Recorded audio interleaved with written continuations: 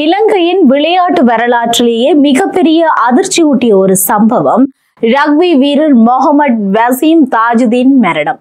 விபத்தா இல்லை கொலையா? இது இன்னும் பல கேள்விகளை எழுப்பிக் கொண்டிருக்கும் ஒரு வழக்கு. மஹிந்த ராஜபக்ச ஆட்சி காலத்தில் படுகொலை செய்யப்பட்ட ரக்பி வீரர் வசீம் தாஜுதீன் புதைக்குழி தோண்டப்பட்டு அவரது சடலத்தில் எஞ்சிய பாகங்கள் மருத்துவ பரிசோதனைக்காக கொண்டு செல்லப்பட்டுள்ளன. வசீம் தாஜுதீன் விபத்தில் மரணமாகவில்லை என்றும் அது ஒரு கொலை என்றும் குற்ற புலனாய்வு பிரிவினர் கொழும்பு மேலதிக நீதவான் நீதிமன்றத்தில் தெரிவித்த நிலையில் தாஜுதீன் உடலை தோண்டி எடுத்து பரிசோதனைகளை மேற்கொண்டனர்.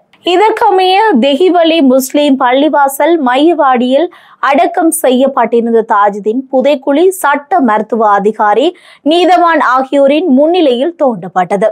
முகமது வசீம் தாஜுதீன் யார்? இவர் முகமது வசீம் தாஜுதீன் கல்கிசை சென்ட் தோமஸ் கல்லூரியின் கல்வி கற்ற இவர் 2001ஆம் ஆண்டு முதல் 2003ஆம் ஆண்டு வரையான காலப்பகுதியில் கல்லூரியின் ரக்பி அணிக்காக விளையாடியதுடன் 2003ஆம் ஆண்டில் கல்லூரி அணியின் துணை தலைவராகவும் இருந்துள்ளார்.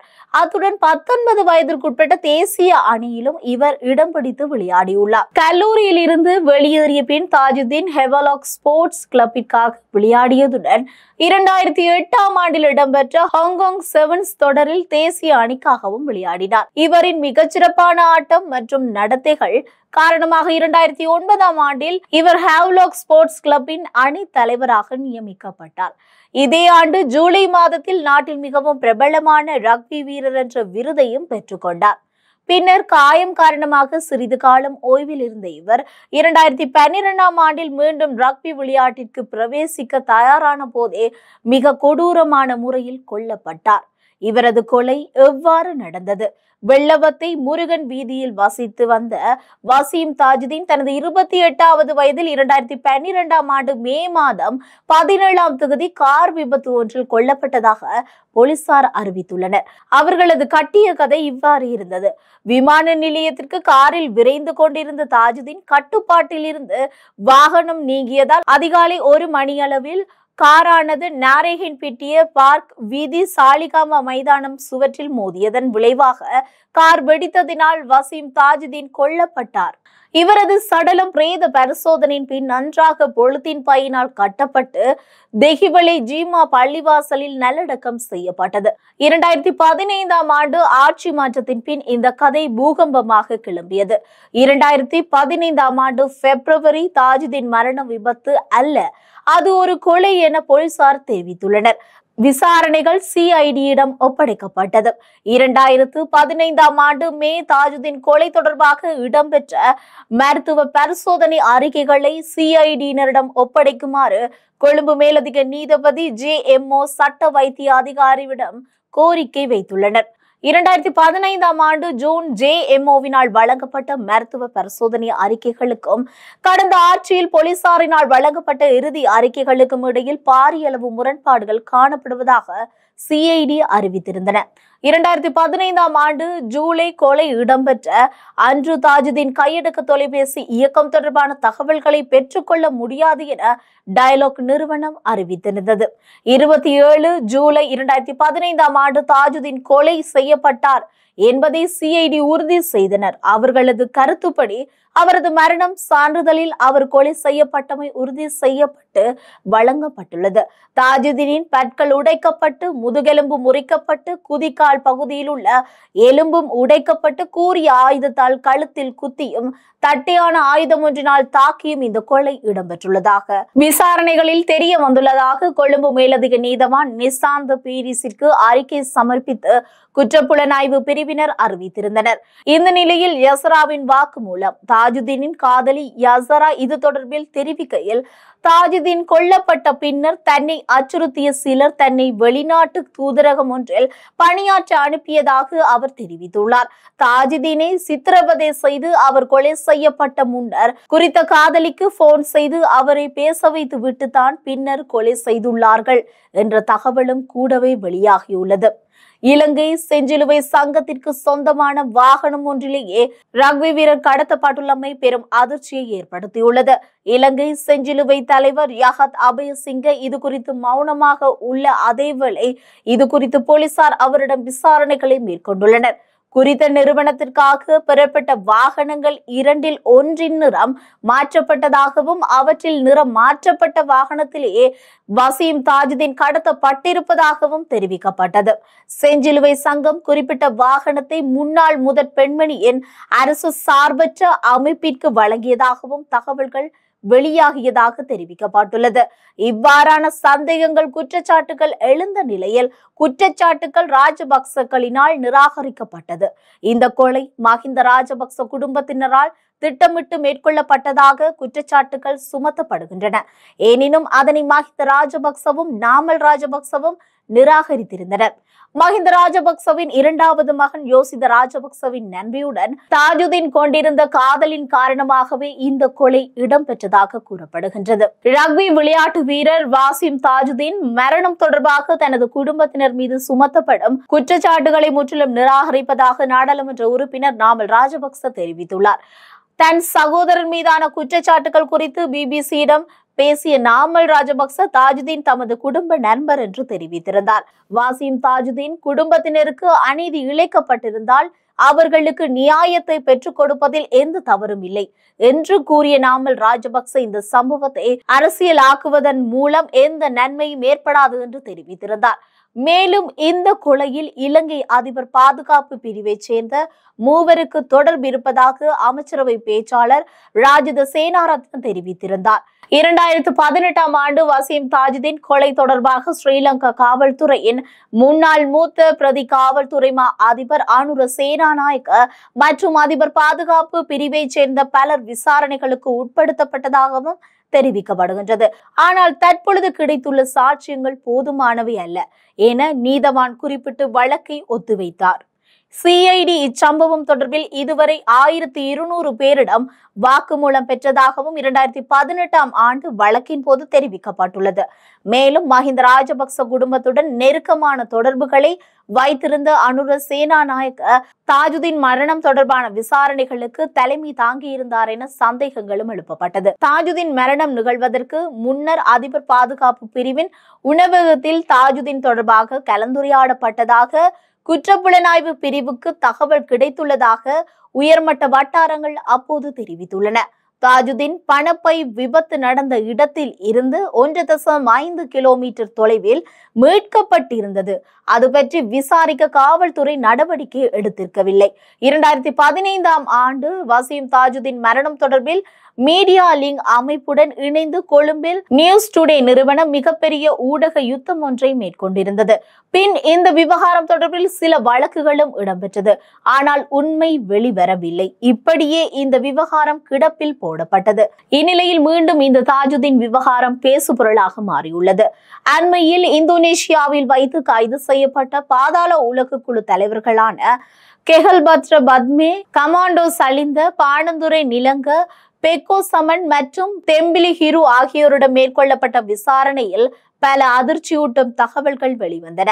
இப்படியான நிலையில் பெக்கோ சமன் என்பவர் முக்கியமான தகவலை வெளியிட்டுள்ளார். அதாவது கச்சா எனப்படும் அருண சாந்தவுக்கு தாஜுதீன் கொலைக்கும் சம்பந்தம் இருப்பதாக தெரிவித்துள்ளார். அண்மையில் மித்தினியா பகுதியில் படுகொலை செய்யப்பட்ட கச்சா எனப்படும் அருணசாந்த என்பவருக்கு இந்த கொலை முயற்சியுடன் தொடர்பு இருக்கலாம் என போலீசார் சந்தேகம் வெளியிட்டுள்ளனர். வசீம் தாஜுதீன் கொலை செய்யப்பட்ட தினத்தில் அவரை பின்தொடர்ந்து சென்ற வாகனத்தில் கச்சா இருந்தார் என தெரிவிக்கப்படுகின்றது.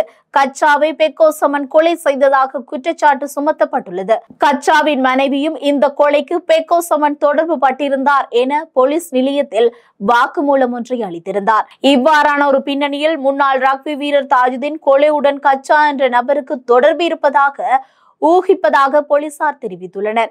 இது தொடர்பிலான விசாரணைகள் முன்னெடுக்கப்பட்டு வருவதாக போலீஸ் ஊடக பிரிவு இந்த தகவலை வெளியிட்டுள்ளது.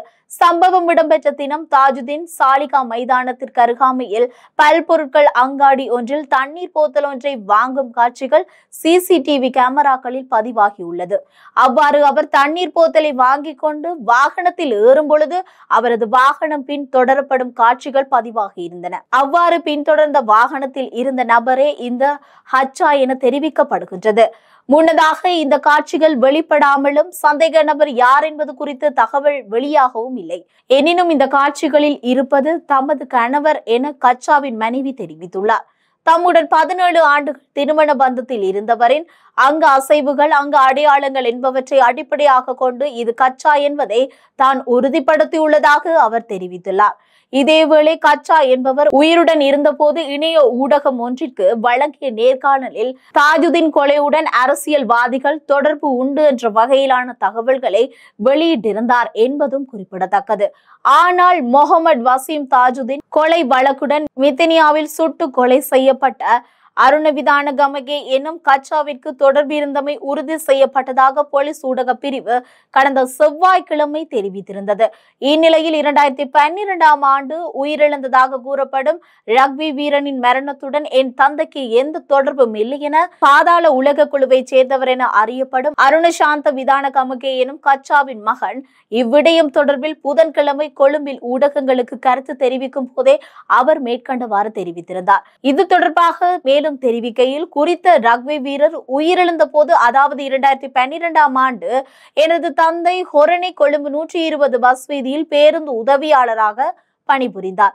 அப்பொழுது எனக்கு 3 வயது மாத்திரமே. எனினும் எனது உறவினர்கள், எனது தந்தையின் சகோதரர்கள், நண்பர்கள் ஆகியோர் அவர் பேருந்து உதவியாளராக பணியாற்றி இருந்தது எனக்கு தெரிவித்திருந்தனர். அது எனக்கு நன்றாகவே தெரிந்த விடயமே. அண்மையில் குற்றப்புலனாய்வு பிரிவு அதிகாரிகள் சிசிடிவி காணொலியில் ஒன்றை காண்பித்து அதில் இருக்கும் நபர் உங்களது தந்தையா என கேட்டனர். அதற்கு காணொலியில் இருக்கும் நபர் எனது தந்தை என என்னால் கூற முடியாது. அவரது அங்க அடையாளங்களை வைத்து பார்க்கும் பொழுது அது என் தந்தை அல்ல. எனது தந்தை ஒரு காலமும் மது அருந்தவோ சிகரெட் பிடிக்கவோ மாட்டார். அவரிடம் அவ்வாறான பழக்கம் இல்லை. எனினும் குறித்த காணொலியில் இருந்த நபர் கையில் மது போத்தலுடன் இருந்திருந்தார். தந்தைக்கு முதுகு வலி இருப்பதாக எனது அம்மா அதிகாரிகளிடம் தெரிவித்திருந்தார். எனது தந்தைக்கு முதுகு வலி இருந்தது உண்மைதான். எனினும் 2016ஆம் ஆண்டு இடம்பெற்ற பேருந்து விபத்து ஒன்றில் சிக்கி காயமடைந்தார். முள்ளந்தண்டு பகுதியில் ஏற்பட்ட தாக்கத்தினால் பின்னர் முதுகு வலி ஏற்பட்டது. தந்தை உயிரிழந்த போது அம்மா துபாயில் இருந்தார். அம்மாவிற்கும் தந்தை பணியாற்றி வந்த பேருந்து சாரதிக்கும் இடையில் தகாத உறவு இருந்திருந்தது.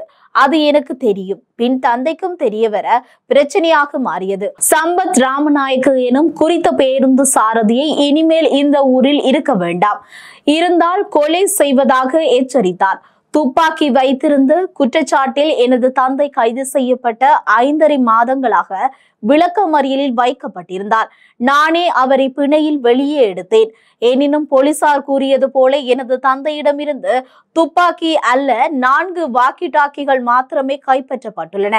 இதற்கிடையில் தந்தையின் காணியொன்றை விற்று அதில் கிடைத்த பணத்தை கொண்டு அம்மா வெளிநாட்டிற்கு சென்றார். விளக்கமறியலில் இருந்து வெளியே வந்த தந்தை பின்னர் அம்மாவை தேடினார். அதன் பின்னர் அவர் தனது 2வது கணவருடன் துபாயில் இருப்பது தெரிய வந்தது.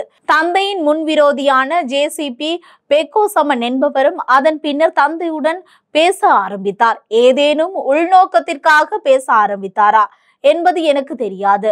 சம்பத் ராமநாயக்க சாரதியாக இந்த பஸ்ஸில் உரிமையாளரே ஜேசிபி சமன். தந்தை உயிரிழந்தமை தொடர்பில் அம்மாவிற்கு தெரியப்படுத்தினோம். அன்றைய தினமே அம்மா வெளிநாட்டிலிருந்து நாட்டிற்கு வந்திருந்தார். தந்தை இறந்து 2 அல்லது 3 மணித்தியாலங்களுக்குள் ஜேசிபி சமன் எனும் குறித்த நபர் சுமார் 2.5 லட்சம் ரூபாய் பணத்தை அம்மாவின் வங்கி கணக்கில் வைப்பிட்டார். அதன் பின்னர் என்னை தொடர்பு கொண்டு அவ்விடயத்தை தெரிவித்திருந்தார். அம்மாவிடம் அதை கேட்டபோது அவரே இல்லை என அதற்கு மறுப்பு தெரிவித்திருந்தார். பின்னரே அதை ஏற்றுக்கொண்டார். எவ்வாறாயினும் எனது தந்தையின் மரணத்துடன் எனது தாய்க்கும் ஜேசிபி சமன் என குறிப்பிடப்பட்ட நபருக்கும் தொடர்புள்ளது. தாய் என்னை பராமரிப்பதோ என்னுடன் பேசுவதோ இல்லை. குற்றப்புலனாய்வு பிரிவில் காணொளியை காண்பித்து விசாரணை நடத்திய போது நானும் அங்கிருந்தேன். இருவரிடமும் வெவ்வேறாக விசாரணை செய்தனர். ஆரம்பத்தில் அது தந்தை அல்ல என மறுத்த அவர் தனி அறைக்குள் வைத்து விசாரணை நடத்தியதன் பின்னர் அது தந்தை என குறிப்பிட்டுள்ளார். எனது தாய்க்கும் என்னையும் எனது தந்தையும் கொலை செய்ய வேண்டுமென்றே திட்டமிட்டிருந்தது. அவரின் உறவிற்கு நாங்கள் இருவருமே தடியாக இருந்திருந்தோம். ஆகவே எம்மை இல்லாமல் ஆக்கவே எண்ணினார். தந்தையின் மரணத்திற்கு நீதி வேண்டும். அவர் மீது பொய்யான குற்றச்சாட்டுக்களை சுமத்த வேண்டாம். தந்தையின் மரணத்திற்கு காரணமான எனது அம்மாவையும் சமன் ரத்நாயக்க எனும் நபரையும் கைது செய்து விசாரணை மேற்கொள்ளுமாறு போலீசாரிடம் கோரிக்கை விடுக்கின்றேன். மனித படுகொலை போன்ற பாரிய குற்ற செயலில் எனது தந்தை ஈடுபடவில்லை என்பதை என்னால் உறுதியாக கூற முடியும் என்றார். இவ்வாறே இந்த கதை புதிய திருப்பமாக போகின்றது. இது தொடர்பில் போலீசாரும் விசாரணைகளையும் தீவிரமாக முன்னெடுத்து வருகின்றனர். இவ்வளவு வருடங்கள் கழித்தும் வசீம் தாஜுதீன் கொலை வழக்கு இன்னும் முடிவிற்கு வரவில்லை. யார் உண்மையான குற்றவாளி, யார் மறைக்கப்பட்டார், இவை அனைத்தும் இன்னும் தீராத கேள்விகளாக உள்ளன. பொறுத்திருந்து பார்ப்போம், உண்மை வெளிவருமா என்று.